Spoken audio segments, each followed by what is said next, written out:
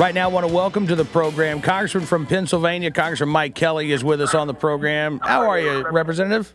Oh, I'm great. I'm great, Cam. Thank you. Thanks for having me on. Oh, it's my pleasure. And this is a matter that is near and dear to my heart. We talk every year with the folks from Farmers and Hunters Feeding the Hungry and other groups that help process wild game donations that go to food banks and food pantries.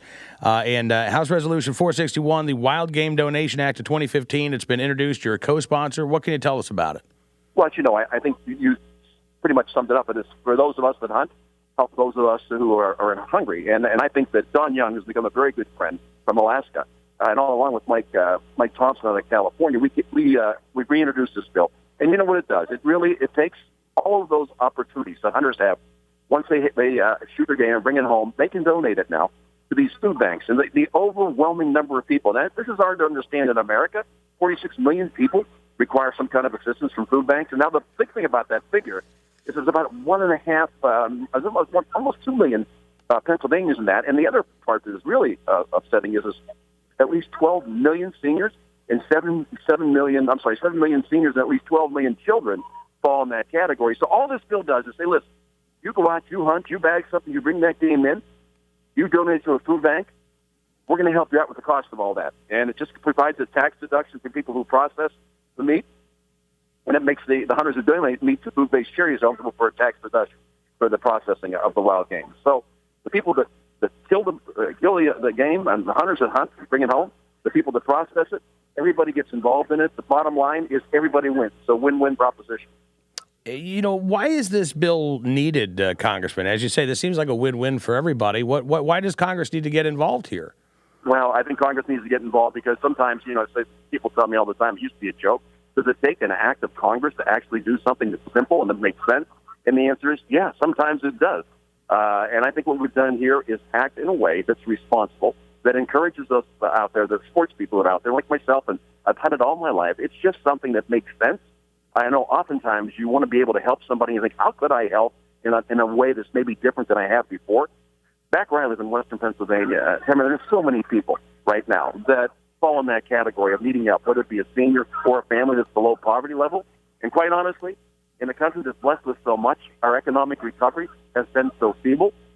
You wonder why we're not seeing a bigger uptick in the economy. But until we do see that and get better policies in place where the lower income people and lower middle income people continue to suffer, then we're going to have to do things like this to offset that lack of opportunity that they have by getting a good job and be able to put food on the table for themselves and for their children. So this is a way that sportsmen really, and they always rise to the occasion. They're always willing to help anytime they can, with a great respect to private property and in encouraging our young people to get involved in responsible ways of handling the environment.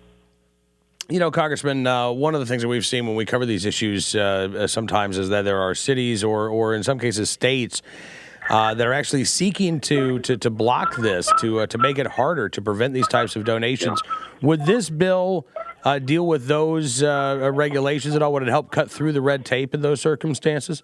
Well, I think it helps to a degree, but Cam, you and I both know, we've had these conversations before. There is an element in our society that no matter what you do, it's the old story that no good deed shall go unpunished.